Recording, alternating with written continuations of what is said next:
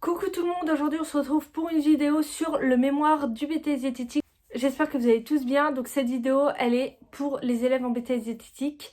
Le but c'est de vous parler un peu des modalités d'évaluation, de ce qu'il y a à mettre dans chaque partie de l'écrit du mémoire et comment se préparer à l'oral du mémoire. Avant de commencer à vous expliquer tout ça, j'aimerais rappeler que je suis jeune diététicienne, donc je ne suis pas jury de l'oral du mémoire, ni de l'écrit, parce que le jury évalue les deux.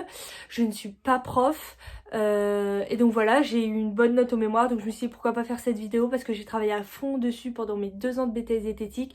J'ai eu la chance d'aller en école privée, donc d'avoir une prof qui nous a aiguillés pendant ce mémoire, qui nous a corrigé une seule fois le mémoire, et qui nous a dit, qui nous a aidé afin de l'écrire et qui nous a aidé à nous préparer à l'oral. Donc je me suis dit à mon tour, je vais essayer d'aider un maximum de personnes en restant à la place où je suis, c'est-à-dire encore une fois de jeune diététicienne. Donc après c'est à vous de prendre ce que vous voulez dans ma vidéo et d'en faire ce que vous voulez. Cette vidéo vous assure pas une bonne note, il n'y a que le travail qu'il fera, mais si je peux vous aider un minimum, bah voilà, c'est avec plaisir. Donc déjà, le mémoire du BTS diététique ne doit pas s'écrire à la fin, c'est-à-dire juste avant de le rendre. C'est vraiment un travail sur les 2 ans, c'est-à-dire que moi, après chaque stage, j'écrivais mes parties de mémoire. Par exemple, après la restauration collective, j'écrivais ma partie du mémoire le mieux possible. On avait la chance dans mon école d'avoir la prof qui lisait une seule fois chaque partie, et après, voilà, à nous de prendre ce qu'elle nous donnait. Donc pour moi c'est ça, c'est vraiment un travail sur les 2 ans et vraiment s'investir dedans, car il est comme coef 3, donc c'est pas une épreuve à mettre de côté, et c'est vraiment l'épreuve à se mettre à fond. Moi je sais que c'est l'épreuve que je redoute un maximum parce que j'ai jamais été très littéraire, donc pour l'écrit, déjà rien que l'écrit ça me faisait un peu peur. Je suis timide, donc l'oral ça me faisait encore plus peur, et c'est pour ça que j'ai travaillé à fond dessus, que je me suis préparée un max à l'oral 2-3 semaines avant, et que j'ai donné le maximum, et au final ça a payé parce que je m'en suis sortie avec une très bonne note qui est 18. Donc c'est pour ça que je fais aussi cette vidéo. Je me permettrais pas de le faire si j'avais pas eu la moyenne au mémoire. Mais voilà, le travail paye, donc il faut rien lâcher et se donner à fond sur les 2 ans.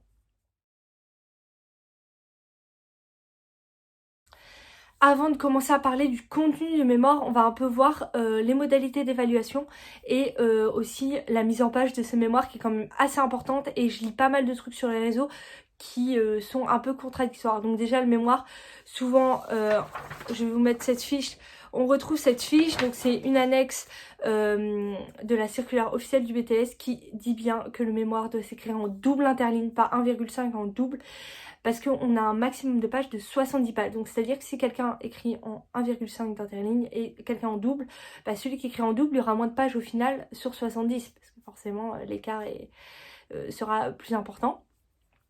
Et on doit avoir un minimum de 45 à 50 pages quand même, en sachant que si quelqu'un fait 50 pages, il ne sera pas sous-évalué parce qu'il y aura moins de pages que 70 pages, à condition que forcément il ait tout ce qu'il faut dans les 50 pages.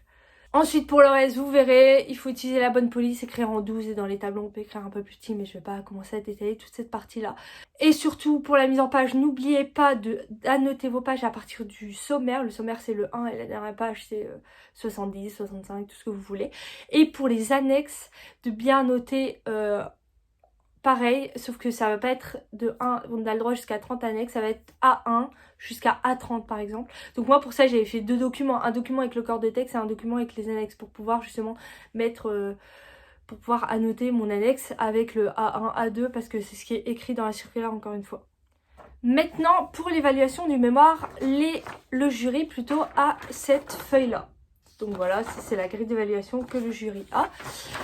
Bien souvent, alors souvent on peut la retrouver sur internet, donc il n'y a aucun souci.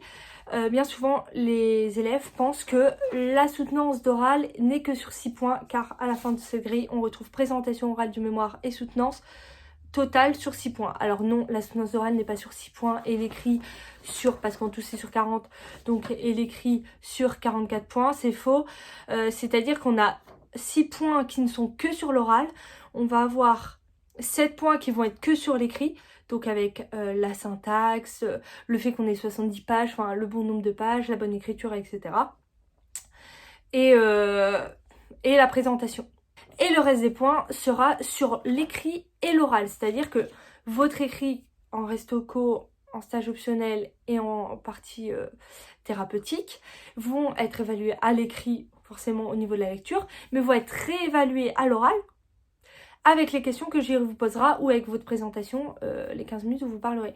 C'est-à-dire que si l'écrit n'est pas très très bon, vous pouvez un peu vous rattraper sur l'oral avec les questions. Donc les deux, l'écrit et l'oral sont très très importants. Donc la présentation du mémoire reste très importante. Moi il ressemblait à ça de l'extérieur et à l'intérieur. J'ai mis des intercalaires de couleurs en fonction des parties. En fait chaque partie avait une couleur différente parce que moi je suis quelqu'un de très visuel. Donc voilà, j'avais besoin de ça. Maintenant vous faites comme vous voulez. Il y en a qui ont mis des intercalaires tous de la même couleur. Moi mes titres donc ils étaient de la couleur de mes intercalaires. Mais vous faites vraiment comme vous le souhaitez.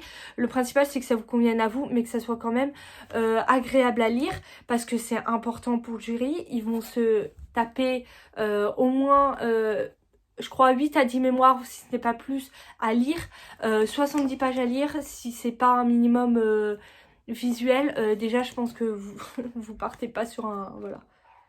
Donc maintenant on va parler du contenu du mémoire. Donc le contenu du mémoire il doit avoir 4 parties.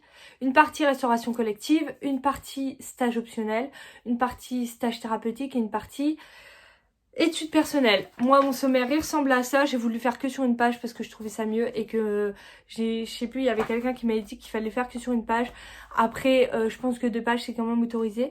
Ce qui est important surtout c'est de mettre les dates des stages. Donc voilà, moi par exemple voilà mes stages, j'avais mis les dates à chaque fois. J'ai mis des dates là par exemple stage thérapeutique, vu que les 4 patients j'ai jamais précisé dans quel hôpital je les ai fait, j'ai mis les dates. Voilà, j'ai mis stage thérapeutique avec les hôpitaux et les dates, et pareil pour le stage optionnel. Alors ensuite pour la restoco. Alors la restoco c'est un peu compliqué parce que le plan est propre à chacun.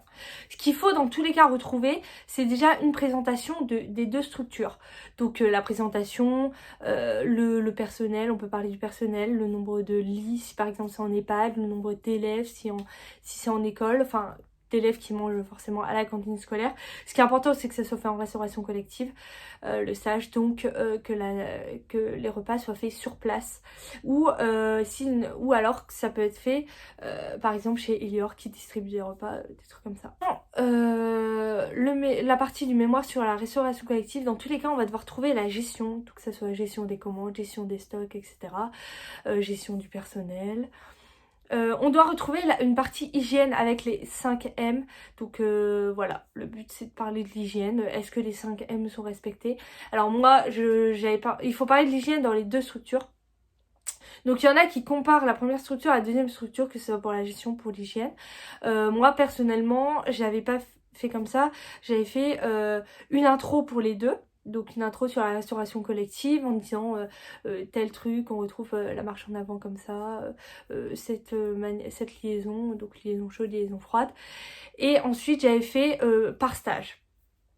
Maintenant, il y en a qui comparent les 2, on peut faire les 2, c'est vraiment propre à chacun en fonction de ce qu'on a vu en stage, de ce qu'on préfère. Les 2 fonctionnent. Donc dans tous les cas, il faut retrouver la gestion, l'hygiène, donc à travers les 5 M. Moi j'avais fait une partie donc sur les 5 M et une partie avec la production, donc tout au long de la production, donc on part de la réception du colis en arrivant au service. Et une partie nutritionnelle sur laquelle je vais revenir après. Maintenant, les annexes obligatoires pour les stages de restauration collective, et dans la partie mémoire il y a des annexes qui sont obligatoires à mettre, c'est-à-dire les 2 plans de cuisine avec le sens de la marche. Donc par exemple moi pour le premier stage, voilà, j'avais fait ça, je mets dans le bon sens, voilà, le sens de la marche, donc la marche, donc le circuit propre, le circuit sale, et moi il y avait des zones intermédiaires parce que c'était une marche en avant dans le temps et non dans l'espace. Mais pour le deuxième stage c'est une marche en avant dans l'espace, donc voilà. Donc c'était les flèches ne se croisaient pas, donc il n'y avait pas de zone intermédiaire. Donc voilà, il y a important le plan de cuisine de chaque structure. Ensuite, les menus sur 4 semaines de chaque structure. Je sais que vos stages n'ont pas duré 4 semaines dans chaque structure, c'est le principe. Mais il faut absolument avoir les menus sur 4 semaines pour chaque structure, pour aussi faire après l'analyse nutritionnelle dont je vais vous parler. Et ensuite, moi, je sais que j'avais mis le schéma de fonctionnement des liaisons chaudes et des liaisons froides. Parce que voilà, après vous mettez un peu ce que vous voulez. Il y en a qui mettent des analyses microbiologiques. Il faut savoir que chaque annexe que vous mettrez dans votre mémoire, que ce soit en restauration collective ou par exemple en stage thérapeutique, il faut savoir les expliquer. C'est-à-dire que le jury, et moi j'avais eu ça, ils peuvent prendre une annexe et vous demander d'expliquer un truc dans l'annexe. Donc c'est vraiment important de connaître vos annexes. Moi je sais que l'analyse microbiologique je l'avais pas prise parce que il me semble qu'en stage il m'avait dit qu'il l'avait pas faite. Alors qu'après ils se sont contredits, mais bon. Et je l'ai pas prise parce que je me suis dit si j'arrive pas à l'expliquer je préfère pas la mettre. Voilà, de toute façon c'est pas obligatoire. Ce qui est obligatoire c'est les menus et les plans des deux cuisines. Et surtout, ce qui est important pour moi en Restoco, c'est pas non plus de mettre énormément d'annexes parce que moi je sais que j'en ai mis beaucoup pour mon stage optionnel et j'en ai mis surtout beaucoup pour mes stages thérapeutiques. Donc j'avais mis un minimum d'annexes pour les stages de restauration collective parce que sur 30 annexes, en mettre 10 dans les Restoco, pour moi c'est vraiment pas important. Après, encore une fois, c'est selon vous, en sachant que c'est quand même important, c'est une partie importante. Alors pour la description de la structure, comme je vous l'ai dit, c'est bien de mettre le nombre de repas, etc. par jour. Et ce qui est important aussi, c'est de donner les secteurs qu'on retrouve en cuisine et vous pouvez à ce moment-là référer à l'annexe qui correspond à votre plan de cuisine. Pour la gestion, on va avoir gestion des commandes, gestion des stocks, gestion du personnel, gestion des menus, donc qui fait ci, qui fait quoi. On peut retrouver par exemple dedans la méthode FIFO. Tout ça, en fait, pour faire votre mémoire de restauration collective, il faut vous référer à votre cours de restauration collective. Faut pas oublier de mettre les définitions, que ce soit la définition de la restauration collective, ça peut être pas mal en intro, la définition de la marche en avant dans le temps, la définition de la liaison chaude, de la liaison froide, toutes ces définitions là, si vous les mettez à l'écrit, vous aurez moins de chances que vous les posez à l'oral et c'est surtout que ça fait toujours des points de gagnant plus. On peut avoir la définition du plat témoin, tout ça c'est vraiment important et donc voilà, après il n'y a pas de plan propre, je vous laisse faire votre plan et voilà. Si au niveau de l'hygiène vous parlez des 5 M, donc faut vous dire ce que vous avez vu, par exemple le lavage des mains et respecter nanana selon les 5 M, blablabla. Si il y a un truc qui n'est pas respecté, que ce soit le lavage des mains, le fait qu'il désinfecte pas après, des trucs comme ça, il faut l'écrire, c'est important de l'écrire. J'ai pu voir que ceci n'était pas respecté et il faut donner une solution. Par exemple, moi je sais que dans un de mes stages, il goûtait avec une cuillère qui n'était pas jetable, donc c'est pas, ne respectez pas l'hygiène. Donc par exemple j'avais dit pour remédier à ce problème nous pourrions faire suivre aux employés de la cuisine une formation sur l'hygiène et voilà. Et pour finir avec la partie Restoco, dans le mémoire on attend 2 analyses nutritionnelles, une qualitative et une quantitative. Donc la quantitative, en fait c'est prendre le menu sur une journée, sur un repas par exemple en cantine scolaire sur le menu du midi et en fait c'est faire une ration entre guillemets du menu. Donc vous prenez les ingrédients du menu, colonne, protéines, lipides, glucides, moi j'avais pris calcium fer parce que c'était avec des enfants. Donc par exemple comme ça, hop. Et là j'ai les ingrédients qui ont été utilisés pour le plat, pour l'entrée et pour le dessert. Et il faut dire, il faut en gros faire une ration et prendre par exemple... donc moi par exemple d'abord j'avais parlé des menus. Donc j'avais dit voilà on a les différents groupes d'aliments qui sont représentés. J'avais donné la population, l'âge et la ETQ. Donc j'avais pris une moyenne parce qu'il y avait des élèves du lycée en même temps en BTS. Donc j'avais fait une moyenne, j'avais dit selon le BON, donc bulletin officiel de l'éducation nationale de juin 2011, le repas du midi doit représenter environ 40% de la ETQ. Et donc j'avais dit ce que ça représentait donc sur la ETQ de la population que j'avais choisie. J'avais fait ma ration et après j'avais calculé donc forcément le pourcentage de la ration pour voir si ça faisait 40% de la ETQ donc de la journée. Et en fonction de ça, je disais donc ça représente bien, nous sommes proches ou nous ne sommes pas proches et les solutions sinon. Et j'avais fait de même pour le fer et le calcium qui sont importantes dans le BOEN qu'on retrouve. Et ensuite, on va avoir une étude qualitative. Cette fois, c'est avec le GEMRCN et les fréquences du GEMRCN. Donc pour moi, ça j'avais fait en EHPAD. Donc il y avait pas vraiment, c'était pas grave si ça respectait pas, mais pareil en milieu scolaire. Donc j'avais pris ce tableau, j'avais rempli, bon là j'ai mis les chiffres mais j'avais fait au brouillon avec des bâtons. Et en fait il faut prendre le menu sur 4 semaines et il faut remettre les plats donc dans les catégories et après vérifier que c'est conforme aux fréquences recommandées. Si c'est en milieu scolaire ça doit être conforme, si c'est en milieu scolaire ce n'est pas grave si ce n'est pas conforme et là c'est à vous d'expliquer. Donc GEMRCN et sinon une analyse d'un déjeuner. voilà, sur une journée.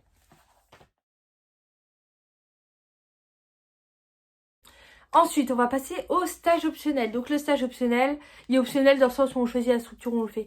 Alors on peut le faire dans plein de trucs. Moi je l'avais fait en centre aéré. Maintenant c'est assez déconseillé parce qu'il faut vraiment faire de l'éducation nutritionnelle et pas de l'animation nutritionnelle. Enfin même pas de l'animation tout court. Donc faut vraiment, moi c'est parce que j'avais trouvé au dernier moment. Mais sinon c'est bien d'aller dans les EHPAD pour faire de la prévention sur la dénutrition. Donc au niveau des protéines, de l'hydratation. On peut aller dans des centres de remise en forme.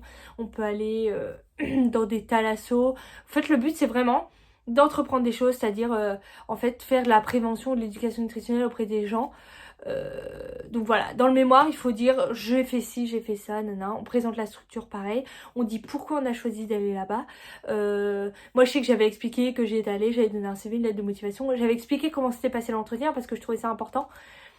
Et après, moi, cette partie, je ne l'ai pas énormément développée dans mon mémoire parce que j'ai décidé d'utiliser mon stage optionnel à l'oral. Parce qu'à l'oral, on en reparlera après, mais on choisit ce qu'on dit pendant 15 minutes. Et moi, j'avais vraiment décidé de me focaliser sur mon stage optionnel. Donc, dans le mémoire, j'avais pas énormément de pages, mais voilà. Sinon, c'est important de dire ce que vous avez mis en place. Il faut dire les motivations, les objectifs que vous avez mis en place, la méthodologie, ce que vous avez mis en place. Pour répondre à ces objectifs et aussi qu'est-ce qui a marché, qu'est-ce qui n'a pas marché. Évaluer vos propres ateliers, vos propres démarches. Par exemple, moi il y a un jeu qui n'avait pas du tout fonctionné. Donc j'avais dit voilà, ce jeu là n'a pas fonctionné, il m'a permis d'améliorer mes autres jeux. Il faut vraiment évaluer ce que vous avez fait et à la fin, vu que le thème général du mémoire c'est quand même la place du diététicien ou de la diététicienne dans la structure, comme en resto co, ça je l'ai pas précisé mais en conclusion c'est bien de dire ce que le diététicien ou la diététicienne peut faire en restauration collective. Là dans la structure où vous êtes, c'est bien de le préciser. En sachant que la structure où vous êtes, il n'y a pas besoin d'avoir un diététicien sur place ou une diététicienne. Mais voilà, donc c'est vraiment le truc, cette partie où c'est vous qui avez entrepris des choses, c'est vous qui avez fait des choses et c'est à vous de raconter ça.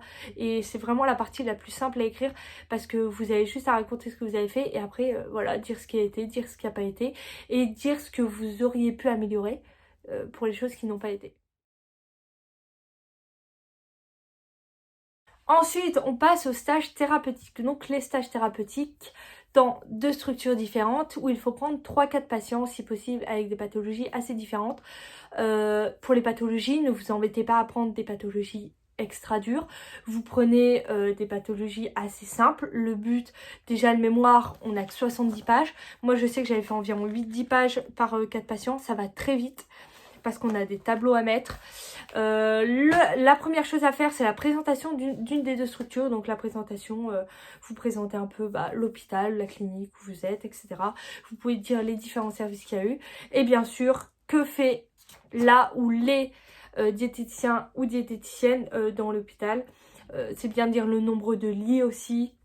Donc voilà, faut pas oublier de parler de la pluridisciplinarité. Donc les diététiciens travaillent aussi avec les médecins, travaillent avec les infirmiers, etc. Dire comment ils communiquent, comment se fait l'échange et tout. Donc ça c'est très important dans l'introduction de la structure. Et pour la présentation de la structure, c'est aussi important de dire le nombre donc de diététiciennes qu'il y a dans la structure, mais aussi l'équivalent en temps. Par exemple, si vous avez 3 diététiciennes qui font un temps plein et 2 diététiciennes qui sont en temps partiel. En tout, ça fait 4 diététiciennes en temps plein. C'est important de remettre le temps en temps plein et surtout, vous ne pouvez pas faire les stages si les diététiciennes ne sont pas au moins à 80%. Ensuite, pour les cas de patients. En vrai, écrire un cas de patient, c'est pas si compliqué que ça. Déjà, il faut trouver un bon cas de patient avec une pathologie assez simple. Donc, pour chaque cas de patient, un petit titre. Moi, je sais que j'avais mis 4 patients 1. J'avais mis, par exemple, le premier, c'était dénutrition d'une patiente chez une patiente obèse. Après, il y en a qui le présentent autrement. Bon, voilà, j'ai fait ça. Une petite intro pour dire pourquoi vous avez pris cette personne en charge. Moi, voilà, j'avais dit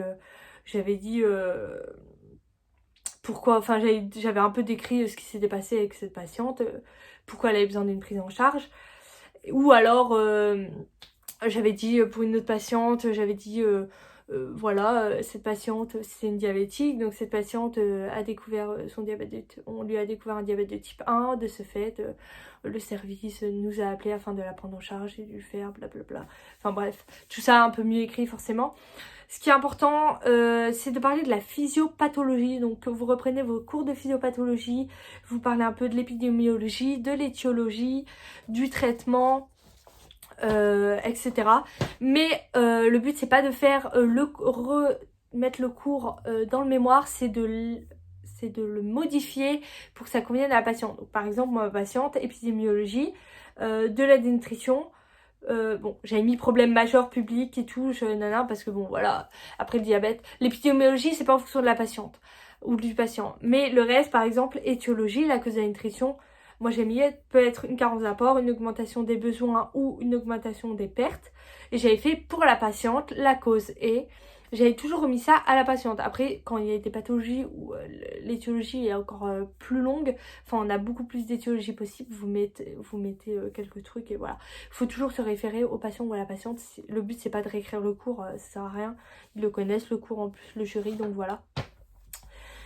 Et ensuite, vous faites une démarche de soins comme on doit faire à l'épreuve écrite de physiopathologie. Donc voilà, vous faites le recueil de données de la patiente, vous faites le diagnostic diététique. C'est des choses qu'on ne fait pas forcément à l'hôpital. Donc forcément, ce que vous allez faire en stage, ça va pas être exactement ce que vous allez remettre dans votre mémoire. Mais c'est des choses importantes. Voilà, le diagnostic diététique, on le fait pas forcément à l'hôpital, mais là, vous devez l'écrire. C'est un peu plus encore une fois, c'est moins de la pratique, le mémoire, c'est plus ce qu'on apprend en cours. Mais c'est important, voilà, c'est comme ça. Et ensuite, vous mettez les objectifs, les besoins nutritionnels. Donc là, voilà, tout simplement les besoins nutritionnels, une justification de ration. Forcément, encore une fois, adapté au patient. Il n'y a pas besoin de forcément de... Faut mettre les rôles, en fonction d'elle et tout aussi, ou du patient. Et ensuite, les actions mises en place. Donc les actions mises en place, ça va être une ration. Donc là, vous devez encore une fois faire une ration, dire un peu ce que vous avez mis en place en plus de la ration. Et on doit retrouver en annexe, ou pas en annexe, mais on doit retrouver absolument pour les stages thérapeutiques une ration de ce que la personne mangeait avant et une ration de ce que vous avez mis en place. Ça c'est très important, à part si forcément vous prenez... je pense si vous prenez une personne, une patiente ou un patient en nutrition artificielle, ça sera peut-être différent. Après ça n'a pas été mon cas, donc ça, voyez avec vos maîtres de stage. Et à la fin, suivi et conseil de sortie. Moi j'avais mis suivi et conseil de sortie, mais dans tous les cas, il faut mettre le suivi. Donc quand vous êtes allé revoir cette personne, si moi vu qu'elle sortait bientôt, voilà les conseils que je lui ai donnés, etc. Ça peut être des documents que vous avez rendus. Moi je sais qu'à un moment j'ai fait une séance de TP forcément avec une diète parce que j'avais pas encore la formation de TP. Je l'ai inscrit dedans, voilà. Après j'ai pas décrit, j'ai décrit en 2-3 lignes la séance de TP. J'ai mis les docs qui étaient référés qu'on lui a donné. Donc voilà, tout ça c'est important. Et il faut pas oublier aussi, pour certaines personnes, vous pouvez faire une répartition. Ration-répartition, un peu comme on fait à l'écrit déjà. Donc pour les documents annexes de la partie thérapeutique, moi j'avais mis la ration de ce que la personne mangeait avant en annexe et la ration que j'avais mise en place, j'avais mis dans le corps de texte. Et après sinon après c'est propre à chacun encore une fois. Dans mes annexes, j'avais mis les documents que j'avais souvent donnés. Ou une fois, j'ai mis un peu le détail justement d'une séance ETP que j'avais faite avec une patiente. Mais sinon, vraiment, c'est pratiquement que des docs que j'ai mis dedans, les docs remis. Et donc voilà. Quand vous écrivez le texte d'une annexe, donc vous écrivez le titre de l'annexe, n'oubliez pas d'écrire d'où vient l'annexe si c'est vous qui l'avez rédigé. Moi j'avais mis par exemple rédigé par la diététicienne de la structure, parce que c'est pas moi qui l'avais rédigé. Après vous pouvez, pour le GEMRCN, faut bien préciser que c'est pas vous qui l'avez rédigé, même si ça paraît des fois logique. Il faut... Moi, entre parenthèses, quand c'était rédigé par moi, par exemple, il y a un plan de cuisine, c'est moi qui l'ai refait, j'avais mis rédigé par l'étudiante. Et donc voilà, et pour les stages thérapeutiques, bien entendu, encore une fois, il faut être à l'aise avec la pathologie que vous choisissez et il faut avoir quand même vu le patient au moins plus d'une fois pour quand même avoir quelque chose à dire dans la partie suivi, et parce que de toute façon, une diète ne prend jamais un patient qu'une seule fois.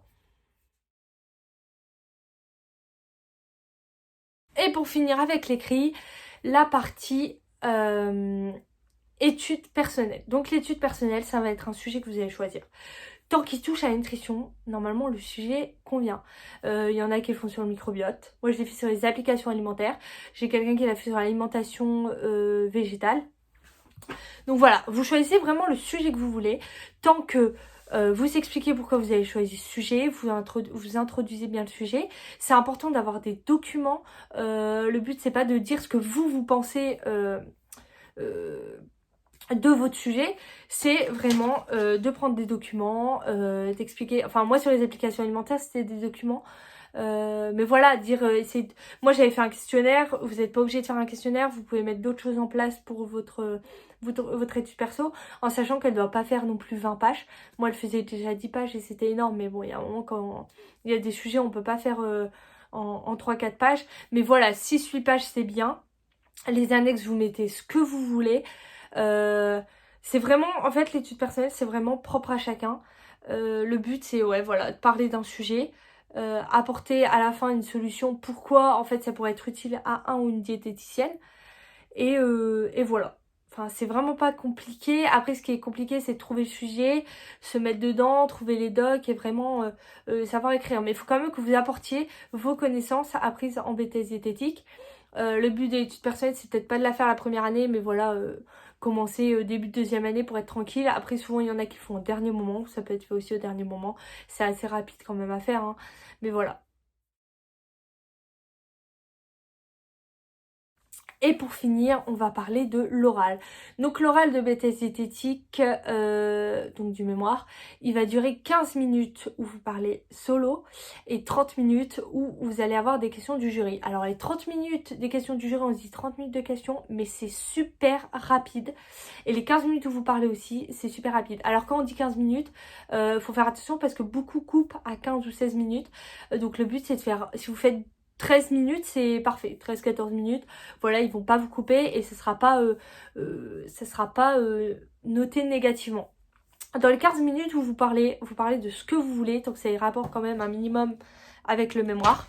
Moi en intro, j'avais rappelé que j'avais fait 2 stages en restauration collective, 2 stages en thérapeutique, un stage optionnel, etc. J'avais rappelé un peu voilà tout ça. Et après, moi j'avais parlé de mon stage optionnel parce que j'avais mis beaucoup de choses en place, donc j'avais pas mal de supports, j'avais mes jeux, mes activités que j'avais en support, donc j'ai pu en parler.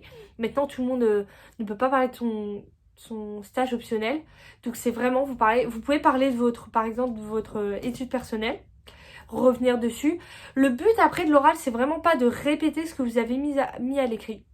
Parce que si vous répétez, ils ont déjà dû lire 70 pages de votre mémoire. Alors s'ils doivent en plus entendre une partie des 70 pages, je pense que ça doit pas être très cool à entendre. Donc c'est vraiment d'essayer soit d'approfondir votre étude perso, soit de pas tout dire dans une des parties. Il y en a qui parlent d'un des cas thérapeutiques, pourquoi pas. Maintenant, moi je pense que c'est bien vraiment de parler de quelque chose que vous n'avez pas écrit dedans. Après, il y en a qui parlent de la place de la diététicienne en général. Donc c'est un peu le sujet du mémoire, c'est ce qu'on doit retrouver en conclusion dans chaque partie, ou en stage thérapeutique, du moins dans l'intro, quand on présente une structure. Il y en a qui parlent des qualités qu'une diététicienne ou qu'un diététicien doit avoir. Donc voilà, c'est vraiment au choix, mais vous avez 15 minutes pour parler du sujet. Au niveau maintenant des questions qu'ils posent pendant l'oral. Les questions, elles peuvent... Alors c'est simple, ils vont ouvrir votre mémoire. Hein. Ils ont préparé des questions préalablement, forcément en lisant. Ils vont ouvrir votre mémoire, vous aurez votre mémoire avec vous aussi, forcément. Et ils vont dire, par exemple, page 27, vous avez écrit ça, est-ce que vous pouvez nous donner une définition, est-ce que vous pouvez nous dire ça, est-ce que vous pouvez nous dire ça. Ils vont faire ça sur... Normalement, ils doivent poser au moins une question dans chaque partie. Donc voilà, après si vous avez bien géré votre écrit et que vous avez bien mis tout ce qu'il y a à mettre, un max de définition et tout, les questions ne devraient pas être trop compliquées. Il faut savoir que comme dans tous les oraux, plus ils vont loin dans les questions, plus c'est encourageant à se dire bon, c'est que j'ai bien fait mon mémoire, donc ils vont loin pour voir jusqu'où je peux aller. Au niveau du jury, donc il y a toujours... Enfin, nous, il y avait 2 jurys. Après, je sais que dans certaines régions, il y en a 3. Mais je pense qu'il y en a au moins 2. Il y a toujours un professionnel en libéral. Donc souvent une diète. Et un professeur. Ça peut être un professeur de biochimie, un professeur de physiopathologie, un professeur de régime, un professeur de connaissance des aliments. Voilà. Bon, vous n'aurez pas un professeur de marketing normalement. Mais voilà, il y aura toujours aussi une personne, une diététicienne, soit en libéral, soit à l'hôpital, pardon, pas qu'en libéral, ou un diététicien. Donc voilà. Maintenant, la préparation à l'oral. Alors moi, je m'étais préparée, je crois, 1 ou 2 semaines avant l'oral, 2 semaines sûres. Donc voilà, j'avais préparé mon oral, ce que j'allais dire, mes supports. Je m'étais entraînée, nanana, ça plutôt une semaine avant. Et 2 semaines avant, j'avais commencé à écrire sur un doc, parce que moi je suis très Word.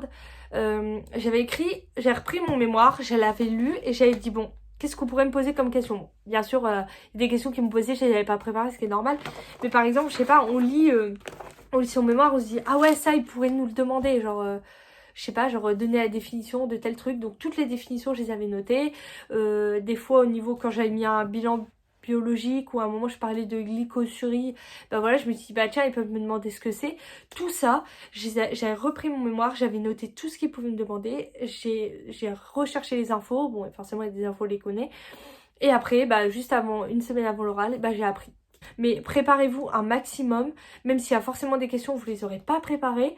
Au moins, il y a quand même, normalement, si vous préparez bien comme ça, il y a quand même, je pense, au moins un quart des questions que vous aurez préparées et c'est hyper important. Après les questions, quand ils vous posent les questions, faut pas commencer à stresser, faut se dire, bon, on écoute la question, on a le temps de réfléchir hein, au bout. C'est pas parce que vous répondez pas du tac au tac qu'ils vont vous dire, bon, vous savez pas, non, vous avez le temps de réfléchir quelques secondes parce que bah, on n'est pas des robots et après vous répondez, voilà, faut répondre, essayer de répondre assez simplement. S'ils veulent plus de précision, ils vous le demanderont. Donc voilà, j'espère que cette vidéo vous aura aidé un peu sur comment écrire votre mémoire, comment vous préparer à l'oral. N'hésitez pas à m'envoyer sur les réseaux un message privé si vous avez d'autres questions, j'y répondrai. Si pareil vous avez d'autres questions, vous pouvez aussi les mettre en commentaire. Je vous dis merde pour l'oral et pour l'écrit. Je sais que c'est une épreuve difficile à passer pour tout le monde, mais il n'y a pas de raison que vous l'ayez pas, donc croyez en vous et n'hésitez pas à partager à vos collègues de BTS diététique si ça peut les intéresser. Et voilà, n'hésitez pas pour les questions, les suggestions, etc. Vous avez la barre de commentaires. Merci d'avoir regardé cette vidéo en attendant et encore une fois, merde et bonne journée à tous.